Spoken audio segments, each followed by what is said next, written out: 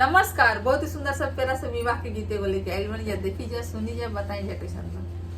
मोरा पिछुआरवा कदमिया के गछिया सुगना बोलेला झझकार रे लाला नावा रे सुगना बोलेला झझकार रे लाला नावा।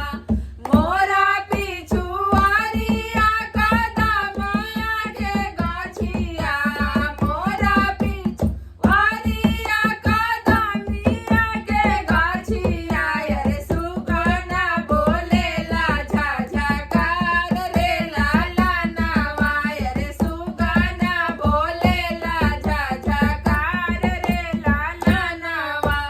हिया तू खैबा सुगनाया माया मरुधया किया तू खैबा सुगनाया माया मरुधिया रे किया रहरिया के दाल रे लाला नावा रे किया रहरिया के दाल रे लाला नावा।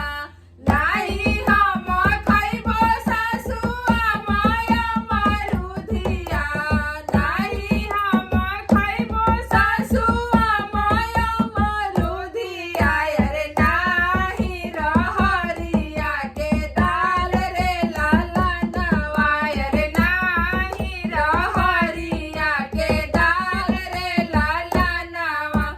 हम त जिलिबो सासु कवना ऐसन सुहावा हम त जिलिबो सासु कवना ऐसन सुहावा रे लेके जाइबो अपना देश रे लाला नावा रे लेके जाइबो अपना देश रे लाला नावा रे लेके जाइबो अपना देश रे लाला नावा। मोरा पिछुआरवा कदमिया के गछिया मोरा पिछुआरिया कदमिया के गछिया रे सुगना बोलेला झझकार रे लाला नावा रे सुगना बोलेला झझकार रे लाला नावा। धन्यवाद। गाना अच्छा लगे तो वीडियो के लाइक करिए, चैनल पर नया बजे सब्सक्राइब करिए, फेसबुक पेज के भी फॉलो करिए। धन्यवाद।